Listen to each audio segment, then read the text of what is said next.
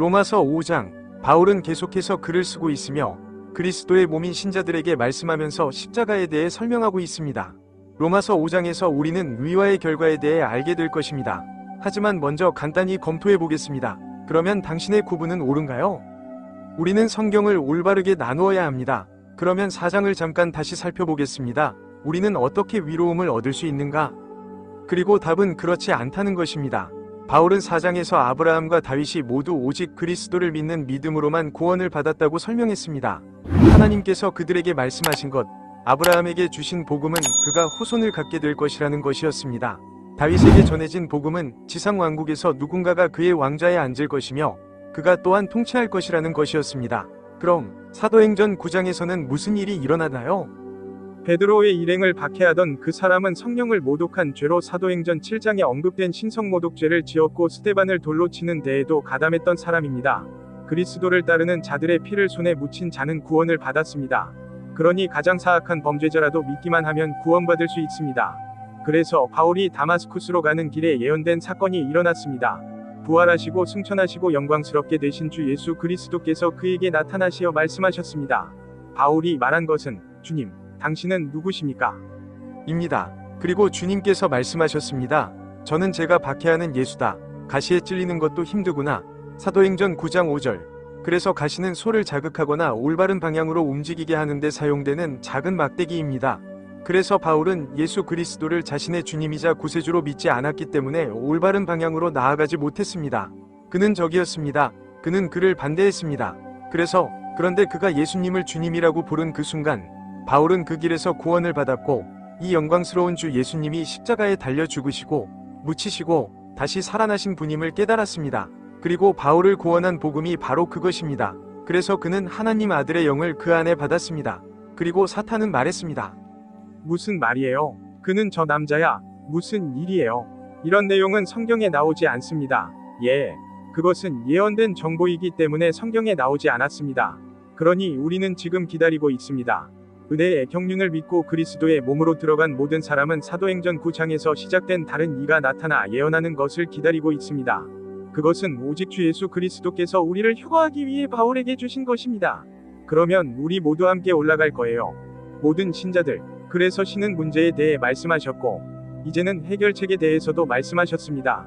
그러면 당신은 아담 안에 있습니까? 아니면 그리스도 안에 있습니까? 아담은 모든 잃어버린 자들의 연방 수장입니다. 그리고 예수 그리스도는 구원받은 모든 자의 연방적 머리이십니다. 우리는 아담 안에서 잃어버린 것보다 그리스도 안에서 훨씬 더 많은 것을 가지고 있습니다. 우리는 하나님 아들의 영을 가지고 있습니다. 아담 안에서 모든 사람이 죽는 것과 같습니다. 그와 마찬가지로 그리스도 안에서 모든 사람이 살아날 것입니다. 고린도전서 15장 22절에 그러니까 로마에 있는 교회들은 이미 바울의 다른 행적과 서신 5편을 다 가지고 있었던 거예요. 그러면 조금 더 자세히 이야기해보고 5장에서는 무슨 내용을 말하는지 살펴보겠습니다. 좋아요. 하지만 먼저 로마서 4장의 마지막 부분을 살펴보겠습니다. 그러므로 아브라함의 강한 믿음이 그에게 위로움으로 여겨졌습니다. 이 글은 단지 그를 위해서만 쓰여진 것이 아니었습니다. 창세기 15장에서 그것이 그에게 귀속되었다고 합니다. 그러나 죽은 사람들 가운데서 우리 주 예수를 살리신 이를 믿는 우리에게도 위롭다고 여겨질 것입니다. 그러니까 하나님 아버지이시죠. 그러니까 우리의 범죄 때문에 넘겨지셨고 우리의 위롭다 하심 때문에 다시 살아나신 분이시죠. 그러므로 우리가 예수 그리스도께서 우리 죄를 위해 죽으시고 장사되시고 부활하셨다는 것을 믿는다면 우리는 이러한 귀속된 위로움을 받게 될 것입니다. 그리고 바울이 여기 마지막 부분에서 부활에 관해 이야기하고 있다는 점에 주목하세요. 다시 한번 그는 부활하셨고 그는 1장의 처음 5구절에서 부활에 관해 말씀하셨습니다. 하나님의 아들이 죽음에서 부활하신 것은 그가 하나님의 아들임을 증명하셨고 다른 이들도 부활할 수 있음을 보여주셨습니다. 그러므로 믿음으로 위롭게 된다는 것은 우리의 죄가 그에게 전가되었다고 믿고 그의 위로움을 받을 때입니다. 그래서 저는 구원받기 전까지 제 자신의 죄와 그분의 위대한 사랑을 알지 못했습니다. 그러므로 이것이 우리가 구원받는 복음입니다. 용서받으려면 우리는 예수 그리스도를 믿어야 합니다. 그리고 복음은 고린도전서 15장 3절과 4절입니다. 성경대로 그리스도께서 우리 죄를 위해 죽으셨고 장사 지낸 후 사흘 만에 다시 살아나셨다는 것을 믿으십시오. 고린도전서 15장 3절과 4절을 보면 주 예수 그리스도를 믿으면 구원을 받을 것이라고 했습니다. 사도행전 16장 31절에 그러니 자신을 믿지 마세요. 당신은 스스로의 위로움을 얻을 수 없습니다. 우리는 그것에 대해 이야기했습니다. 당신은 하나님의 위를 믿고 받아들여야 합니다. 그러므로 위화는 하나님께서 정당하게 선언하시고 위롭다고 여기시는 하나님의 사법적 행위입니다. 예수 그리스도를 믿는 사람은 하나님과 평화를 누리게 됩니다. 그래서 우리가 정당화되었기 때문에 이 거래가 이루어졌습니다. 그는 우리의 죄를 가져가셨고 우리는 그의 위로움을 받았습니다. 그러므로 우리는 우리의 행위로가 아니라 믿음으로 위롭다 하심을 얻었으므로 우리 주 예수 그리스도를 통하여 하나님과 평화를 누리게 되었습니다. 그러므로 이제 우리는 하나님과 친구가 되었으니 그로 말미암아 우리는 믿음으로 하나님께 나아갈 수 있게 되었느니라. 그러므로 우리 주 예수 그리스도를 통하여 우리도 아버지께 나아갈 수 있게 되었고 우리가 서 있는 이 은혜 안으로 들어갈 수 있게 되었습니다. 그러므로 우리의 입장은 하나님 앞에서 완벽합니다. 그러므로 우리는 아들의 위로움을 가지고 있고 하나님의 영광의 소망 안에서 기뻐함으로 멸망되지 않을 것입니다. 그래서 우리는 기뻐합니다. 영원토록 하나님의 영광을 공유합니다. 그뿐 아니라 우리는 환난 중에서도 영광을 누립니다. 환난은 인내와 참을성을 체험과 경험을 만들어낸다는 것을 알기 때문입니다. 소망이 부끄럽지 아니함은 하나님의 사랑이 성령으로 말미암아 우리 마음에 부어졌음이니라. 그러므로 우리는 위로움을 받았을 뿐만 아니라 우리 안에 성령도 받았습니다. 그래서 교리는 우리가 고난을 겪는 동안 우리 안에서 역사합니다. 그래서 우리의 가장 큰 고난 중 하나는 잃어버린 사람들, 특히 가족과 친구에게 복음과 신비를 전하려고 노력하는 것입니다. 그러므로 이러한 시련은 인내를 일으킵니다. 그래서 우리는 사람들에게 인내심을 갖는 법을 배웠습니다. 그러면 우리는 다른 사람들에게 복음을 더 잘 전하는 방법에 대한 경험을 얻고 희망을 경험하게 됩니다. 많은 사람이 구원받기를 바랍니다. 그리고 희망은 부끄럽지 않습니다. 그러므로 하나님의 사랑이 우리 마음에 부어졌으므로 우리의 소망은 부끄러움을 당하지 않을 것입니다. 그러므로 하느님에 대한 사랑은 자선입니다. 그것은 우리를 통해 다른 사람들을 향한 하나님의 사랑입니다. 우리는 그들을 사랑하고 그들이 구원받기를 바랍니다. 그것은 우리에게 주어진 성령을 통해 우리 마음에 널리 뿌려집니다. 그래서 성령께서 우리 안에서 이런 일을 하시는 것입니다. 우리가 아직 힘이 없을 때, 때가 되어 우리 자신을 구원할 힘이 없을 때, 그리스도께서는 경건치 아니한 자를 위하여 죽으셨느니라. 그래서 그는 우리를 위해 죽으셨습니다. 우리 안에는 좋은 것이 하나도 없었습니다. 그리고 그는 우리의 자리를 대신했습니다. 그러니 이제 이 기한을 주목하세요. 그리스도께서 두 무리의 사람들을 위해 죽으신 때가 왔습니다. 다니엘의 연대기에 따르면 한 십자가 옆에 있었습니다. 그리고 우리는 이것을 곧 더 자세히 보여드리겠습니다. 왜냐하면 바울도 같은 말을 했기 때문입니다. 갈라디아서 4장은 4절에 나와 있지만 때가 차서 다니엘의 시간표에 따라 정확하게 하나님께서는 자신의 아들을 보내셨습니다. 그래서 하나님의 아들은 여자에게서 태어났습니다. 아시다시피 그녀는 성모 마리아로서 율법에 따라 만들어졌습니다. 그는 율법 아래 들어왔습니다. 좋아요. 그럼 시작해 볼까요? 이걸 보세요. 그러니 우리는 청구할 수 없습니다. 이웃의 우편물을 빼앗지 마세요. 그러니까 성경에는 구원받는 사람이 두 종류 있다는 거예요. 이스라엘과 그리스도의 몸, 베드로의 무리를 통한 그리스도의 사역과 바울의 무리를 통한 그리스도의 사역의 차이를 이해하지 못한다면 결코 성경을 이해할 수 없습니다. 그리스도께서는 베드로가 아니라 바울에게 귀속된 위를 나타내셨습니다. 좋아요. 왜? 그는 사탄이 죄 문제에 대한 하나님의 해결책을 아는 것을 원하지 않았습니다. 십자가 사건 이후 1년 동안 우리가 그 문제에 대해 이야기했던 걸 기억하시나요? 그러니까 신은 훌륭한 포커 플레이어라는 거죠. 그는 사탄에게 자신의 손을 드러내지 않았습니다. 좋아요. 위로운 사람을 위해 죽는 사람은 거의 없고 어쩌면 선한 사람을 위해 감히 죽는 사람도 있을 것입니다. 그러니까 누군가는 자신이 정말 좋은 사람이라고 생각하는 사람을 위해 죽을 수도 있는 거예요. 그러나 하나님께서는 우리가 아직 죄인 되었을 때에 그리스도께서 우리를 위하여 죽으심으로써 우리에게 대한 자기의 사랑을 확증하셨느니라. 로마서 5장 8절. 그러므로 하나님께서는 우리가 아직 죄인 되었을 때에 우리도 여전히 죄인이라는 사실로 우리에게 대한 자기의 사랑을 확증하셨습니다. 그리스도께서는 우리를 위해 죽으셨습니다. 그러므로 6절에서 우리는 경건하지 못했습니다. 그리고 지금 우리는 그분의 피로 위롭게 된 것보다 훨씬 더 큰 죄인이 되었습니다. 우리는 그를 통하여 진노로부터 구원을 받을 것입니다. 그러므로 이제 우리가 믿고 그분의 피로 위롭다함을 얻었으므로 1장 18절에서 말씀하신 진노, 곧 경건치 아니하고 불의한 모든 자에 대한 하나님의 진노로부터 구원을 받을 것입니다. 그러면 우리는 잃어버린 모든 자들을 위한 큰 백보자 심판을 경험하지 않아도 될 것입니다. 물론 우리는 그런 환난을 겪을 필요가 없을 것입니다. 왜냐하면 우리는 그런 일을 하도록 정해지지 않았기 때문입니다. 우리가 원수 되었을 때에 하나님의 아들의 죽음을 통하여 화해하게 되었느니라. 그래서 우리는 적이었습니다. 우리는 불경건하고 죄인일 뿐만 아니라 원수이기도 했습니다. 우리는 하나님의 아들의 죽음을 통해 하나님과 화해하게 되었습니다. 더욱 화해한 우리가 그의 생명으로 구원을 받을 것입니다. 그러므로 우리는 그분의 위로움과 성령을 소유할 뿐만 아니라 이제 그분의 생명도 우리 안에 갖게 되었습니다. 그러므로 당신은 당신의 마음속에 그려낸 신에 대한 적이 아닐 수도 있지만 성경의 신에 대한 적임은 분명합니다. 그러니 우리는 이 점을 명심해야 해요. 알겠어요? 성경은 진실이기 때문입니다. 모든 사람이 거짓말쟁이가 되어야 한다. 좋아요. 하느님께서 진실하시다고 하자. 오른쪽. 그뿐 아니라 우리는 우리 주 예수 그리스도를 통하여 하나님 안에서 기쁨을 누리게 되었습니다. 그분을 통하여 우리는 이제 속죄를 받았습니다. 그러므로 우리는 이제 속죄를 받았고 하나님과 친구가 되었습니다. 그럼 이제 속죄에 대해 설명하겠습니다. 그러니까 신은 여기 위에 있고 인간은 여기 위, 여기 아래, 여기 아래에 있는 거예요. 그래서 우리를 친구로 만든 것은 바로 신이 사람의 십자가였습니다. 그는 죄를 지은 사람이었기 때문에 사람이 되어야 했습니다. 그리고 그는 신이었습니다. 그래서 그는 부활할 것이다. 그래서 하나님이신 사람, 하나님의 아들 예수 그리스도께서는 우리가 속죄할 수 있도록 하셨습니다. 그러면 좀 더 자세히 살펴보도록 하겠습니다. 천국에 가려면 무엇이 필요한가요? 좋아요. 그러니 나에게는 위로움이 필요해요. 그래서 제가 그리스도께서 제 죄를 위해 죽으시고 묻히셨다가 다시 살아나셨다는 것을 믿었을 때 저는 성신을 받았습니다. 그리스도의 삶. 좋아요. 그러면 알겠죠? 그리스도께서 내 안에 계시다는 것. 좋아요. 괜찮은.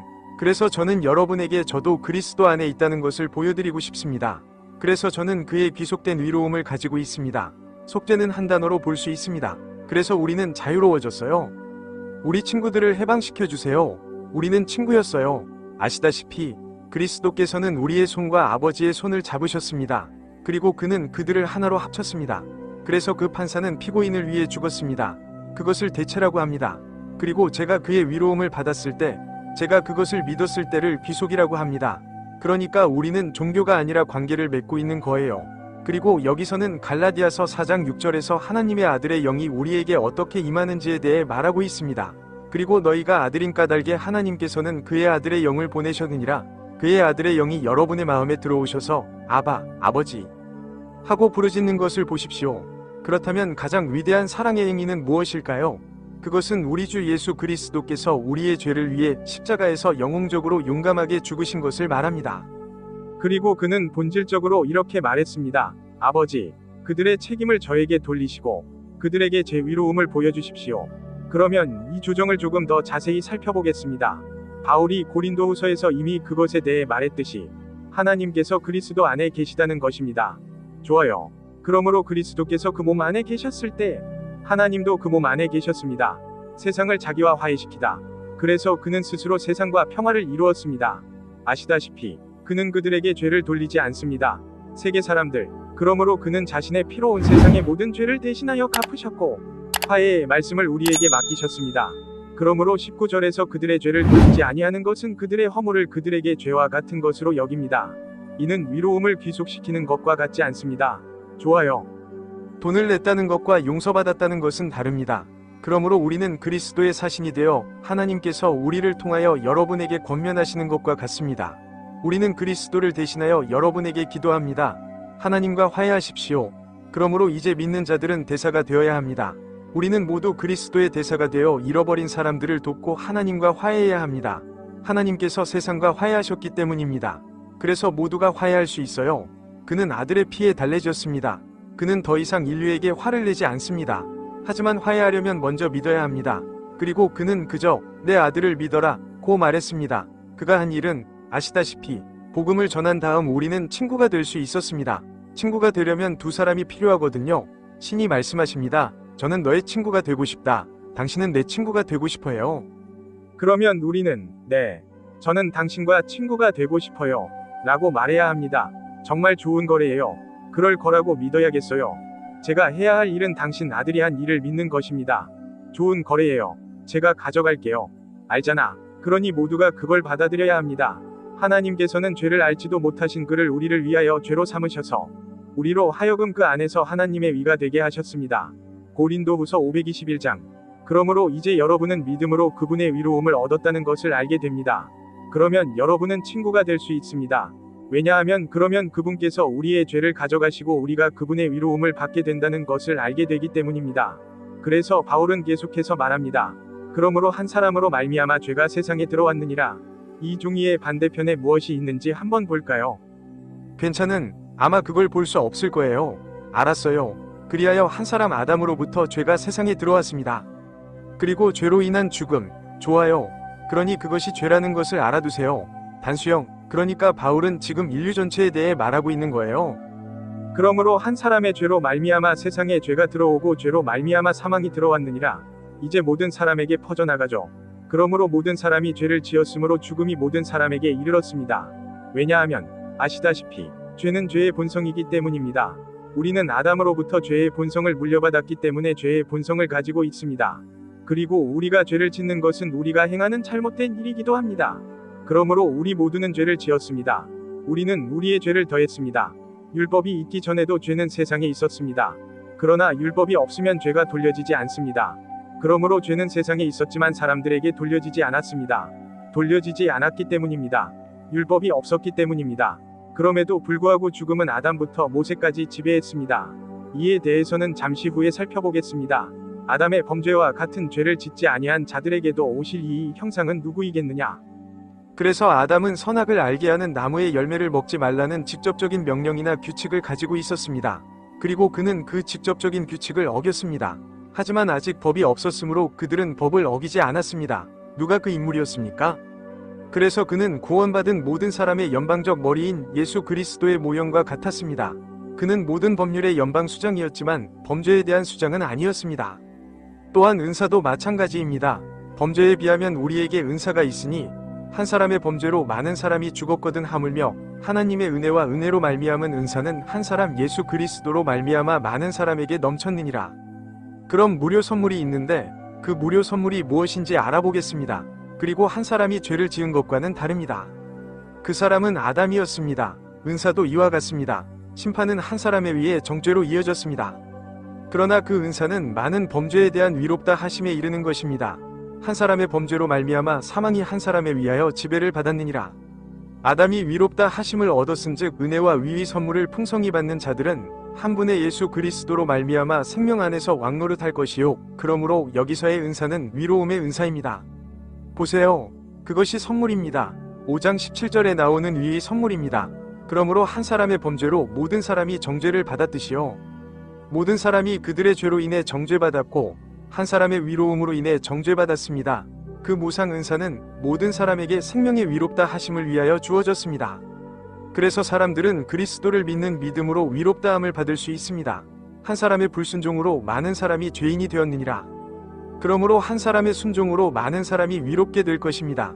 그래서 사람들은 아담의 불순종으로 인해 죄인이 되었습니다. 예수 그리스도의 순종으로 많은 사람이 위롭게 될 것입니다. 더욱이 범죄가 범람할 수 있다는 법이 생겨났습니다. 이제 율법이 두 가지로 바뀐 것은 범죄나 죄가 더욱 많아지게 하려는 것입니다. 그러나 죄가 넘쳐났던 곳에 은혜가 더욱 넘쳐났으니 죄가 죽음의 왕노릇한 것 같이 은혜로 말미암아 위를 통하여 우리 주 예수 그리스도로 말미암아 영원한 생명에 이르게 하였느니라. 그러므로 죽음으로 통치하는 죄와 대조되는 것입니다. 은혜는 우리 주 예수 그리스도를 통하여 위로움을 통하여 영원한 생명으로 통치하였습니다. 우리는 지금 현재의 소유로서 영원한 삶을 가지고 있으며 지금 그 영원한 삶을 살면 영원토록 그 삶을 누리게 될 것입니다. 하나님께서는 믿는 자에게 죄를 돌리지 않으십니다. 왜냐하면 그분께서 십자가에 못 박히신 예수 그리스도에게 죄를 돌리셨기 때문입니다. 그러면 여기 타임라인을 살펴보겠습니다. 그러므로 아담은 기원전 4000년경에 만들어졌고 아담부터 모세까지 죽음이 2500년 동안 지배했습니다. 그리고 모세로부터 예수 그리스도에게 이르기까지 율법이 들어와서 죄가 넘쳐나고 죄가 통치하게 되었습니다. 그렇더라도 나의 은총이 통치하소서. 은혜로 말미암은 값없는 선물은 곧 위로움과 성령과 영생입니다. 그러나 죄가 더 많았던 곳에 은혜가 더욱 넘쳤습니다. 지금 모든 사람에게 주어진 위화의 선물은 값없이 주어졌습니다. 좋아요. 그럼 이걸 읽어볼까요? 죄와 죽음이 들어왔습니다. 그는 불순종했습니다. 그는 그리스도의 형상이었습니다. 그는 모든 패배의 연방수장이었습니다.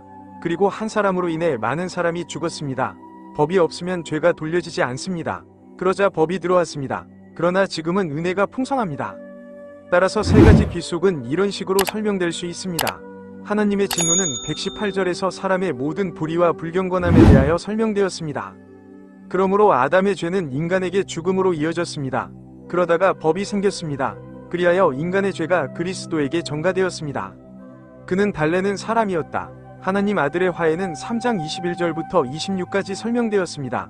그러면 누군가가 그리스도의 위가 남자에게도 주어졌다고 믿고 믿음으로 위롭다고 여겨져 하나님과 평화를 누릴 수 있는 남자와 여자가 친구가 되어야 합니다. 친구가 되려면 두 사람이 있어야 하니까요. 그러면 우리가 말했던 적시에 대해 살펴보도록 하겠습니다. 좋아요. 성경은 창세기 2장에 이렇게 나와 있습니다. 아, 이거 떨어졌네요. 좋아요. 죄송합니다. 창세기부터 사도행전 9장까지, 로마서에서 빌레몬서까지의 예언은 신비입니다. 히브리서에서 계시록은 예언입니다. 그래서 성경에서는 그리스도께서 재림하실 때라고 말씀합니다. 네, 그의 재림이군요. 그는 천년왕국, 즉 첫 천년 내에 이 땅에 왕국을 세울 것입니다. 그래서 그는 다니엘서에서 그것에 대해 말했고, 다니엘 9장 24절부터 27절까지 예언되었습니다. 그래서 천사 가브리엘은 다니엘에게 말했습니다. 다니엘은 490년 70주가 내 백성에게 정해졌다고 말했습니다. 이것이 이스라엘이며 너의 거룩한 도시 예루살렘에서 범죄를 끝내기 위함이다. 이것으로 죄를 끝내고 죄를 종식시키려 함이로다. 그들은 그의 법을 범하였고 죄를 끝내고 불의에 대한 화해를 이루며 그들의 불의에 대한 화해를 이루고 영원한 위를 가져오고 다니엘과 예언 모두에게 주신 환상을 봉인하고 그리스도의 재림에 관해 말씀하신 모든 예언을 봉인하고 지극히 거룩하신 자에게 기름을 부으려 하였느니라. 그래서 그들은 하나님의 아들인 메시아를 왕으로 기름 부을 것입니다. 그러므로 너는 알고 깨달아라. 예루살렘을 회복하고 건축하라는 명령이 나온 때부터 메시아가 올 때까지 왕은 7주와 62주가 지날 것이다. 좋아요. 그럼 7주가 있는데 400년, 49년, 아니면 7주는 49년이에요. 7 곱하기 72니까요. 490년, 즉 몇 년이에요. 아니면 할 수도 있죠. 좋아요. 그리고 62주, 즉 60주입니다. 점수는 20점이에요. 그러니까 60과 2가 되는 거죠. 그러니까 7과 62는 69주예요. 그래서 그리스도께서는 자신을 알리시고 하나님의 아들임을 선언하시기 위해 나귀를 타고 오셨습니다. 거리는 다시 지어질 것이다. 그리고 그 벽은 심지어 어려운 시기에도 존재했습니다. 그것은 아마야 2장에서 느헤미야가 살았던 시대의 일입니다. 그리고 62주 후에 메시아가 끊어질 것입니다. 그래서 그는 69주차에 임신이 중단되었습니다. 그때 그는 십자가에 못 박히셨지만 그 자신을 위해서가 아니라 그의 백성과 우리를 위해서였습니다. 우리는 나중에 바울과 그 왕자의 사람들을 통해 그 사실을 알게 됩니다. 이것은 소문자 피입니다. 그러므로 적그리스도는 그 성과 성소를 파괴할 것이요, 그 종말은 홍수로 말미암을 것이요, 그리고 전쟁이 끝날 때까지 황폐함은 결정되어 있습니다. 그리고 그는 많은 사람들과 일주일 동안 언약을 확정할 것이다. 그러므로 그는 7년 언약을 맺을 것이요, 그 주 중반에 그는 제사와 예물을 그치게 할 것이요, 그러므로 그들은 동물 희생을 드리지 않을 것입니다. 왜냐하면 7년 중반에 예루살렘에서 적그리스도가 자신을 세우고 성전에 동상을 세우고 성전을 재건할 것이기 때문입니다. 더 이상 동물 희생은 없군요. 그는 제가 그렇다고 말할 거야. 저는 그 사람이고 저는 그리스도예요. 그리고 제사도 그치리라. 그리고 가증한 일이 퍼져나가게 하여 그 땅을 황폐하게 만들 것이다. 성전은 완성될 때까지, 모든 것이 끝날 때까지, 그리스도께서 돌아오실 때까지입니다. 그리고 결정된 심판이 황무한 자에게 쏟아질 것이다. 그리스도께서 황폐한 자들에게 심판을 내리실 것을 여러분은 알고 계십니다. 그러므로 우리는 다니엘 9장 24절부터 27절까지 적어도 아직 일어나지 않은 일이 7가지가 있다는 것을 알 수 있으며, 따라서 전조주의는 틀렸다는 것입니다. 네, 이것이 그리스도께서 말씀하신 복음이었습니다. 그 후에 세례자 요한이 감옥에 갇히게 되었습니다. 예수께서 갈릴리에 오셔서 하나님 나라의 복음을 전파하시며 때가 찼다고 말씀하셨습니다. 그래서 다니엘의 타임라인의 시간은 이러했습니다. 그리고 하나님의 왕국이 가까이 왔습니다. 회개하고 복음을 믿으라. 왕국의 복음, 그것은 우리의 복음이 아닙니다. 우리는 하나님의 은혜의 복음을 가지고 있습니다. 그것은 마가복음 1장 14절과 15절에 나와 있습니다. 그래서 믿는 사람들을 그는 자신의 작은 무리라고 불렀습니다. 두려워하지 마십시오. 작은 무리여. 이들은 베드로의 무리입니다. 당신 아버지께서는 당신에게 왕국을 주시는 것을 기쁘게 여기십니다. 누가복음 12장 32절. 그래서 베드로의 일행은 왕국을 받게 될 것입니다. 그러므로 그리스도께서는 두 가지 사역을 하셨습니다. 하나는 지상의 신자들, 곧 베드로의 무리를 위한 사역이고, 다른 하나는 하늘의 신자들을 위한 사역입니다. 포리그룹. 그리스도께서는 한 번이 십자가로 두 무리를 구원하셔서 그들에게 성령을 주셨습니다.